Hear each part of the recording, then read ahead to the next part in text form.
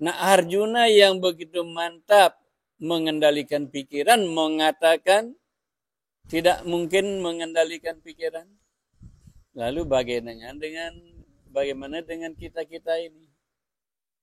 Bu Desa, Bu Ayu, Bu Made, Bu Nyoman. Gimana dengan kita-kita ini? Kalau Arjuna yang begitu kuat, yang karena kuatnya mengendalikan pikiran, sehingga diberikan kesempatan mendengarkan Bhagavad Gita oleh Sri Krishna untuk menerima Bhagavad Gita, sehingga sekarang kita bisa membacanya. Nah, orang yang begitu kuat ternyata mengatakan, Wayuriwa Suduskara, mengendalikan pikiran itu sangat amat sulit, impossible, tidak mungkin. Lalu, kalau mengendalikan pikiran itu tidak mungkin, sangat sulit, bagaimana caranya? Nah, di sini Sri Krishna melanjutkan di sloka nomor 35. Sri Bhagavan Vaca Asangsa Mahabaho Manodur Nigraham Chalam Abhyasena Tu Kaunteya Vairagina Cagrahiyate. Asangsa Mahabaho, wahai Arjuna yang Mahabaho yang kuat. Asangsa, janganlah kau sangsaya, jangan kau ragu. Durni Graham Chalam Mano, mana yang begitu sulit dikendalikan itu ternyata bisa. Bagaimana caranya? Abhyasena tu Kaunteya, wahai putra Dewi Kunti, abhyasena, harus dibiasakan. Mengendalikan pikiran itu harus dibiasakan. Harus setiap hari, setiap jam, setiap menit, setiap saat dibiasakan mengendalikan pikiran itu, ditambah dengan wairagina cagrihiyate, ditambahkan dengan sifat ketidakterikatan. Tidak terikat pada hal-hal dunia. Karena hal-hal dunia ini hal-hal yang tidak ada. Yang istilahkan memegang gemelan puyung. Kita menganggap kita memiliki hal-hal dunia, menganggap kita menikmati kesenangan-kesenangan dunia, tapi sebenarnya kita megemelan puyung. Tekak ban ngemal ya, tapi daging napi.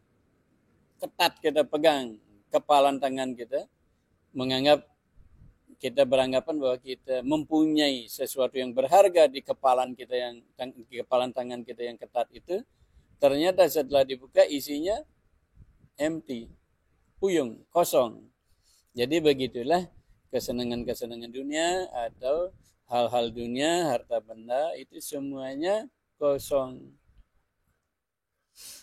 Hanya sementara kita merasa punya, sementara itu kita ada menikmati. Jadi sifatnya sementara. Oleh karena itu, wairagina cagrihiyate. Jalani semua ini dengan wairagya, ketidakterikatan, dan mengendalikan pikiran itu diusahakan dibiasakan. Jadi pembiasaan mengendalikan pikiran itu akan membantu pikiran bisa dikendalikan. Dan berbagai cara untuk mengendalikan pikiran. Itu kan tadi itu baru disebutkan dibiasakan. Nah, caranya sekarang banyak cara. Ada cara kita membersihkan, menyucikan badan kasar kita, indria-indria kita, batin kita, dan makan makanan yang baik, makan makanan yang tidak membuat pikiran kita goyah. Karena pikiran sudah bersifat goyah, lalu kita makan makanan yang membuat pikiran itu amruk lagi, goyah lagi. Jadi makanan juga diatur, pergaulan juga diatur, tidur juga diatur. Semuanya diatur, dan abhyasena kita membiasakan. Dibiasakan selalu mengendalikan pikiran. Begitu pikiran kita terbang kemana-mana, fokuskan lagi ke apa yang sedang kita lakukan. Nah, selain itu, cara yang sangat indah adalah yat karosi yadasnasi. Apapun yang kau lakukan yat karosi, Apapun yang kau lakukan, madarpanam, persembahkan kepadaku. Ya, Tuhan bersabda seperti itu.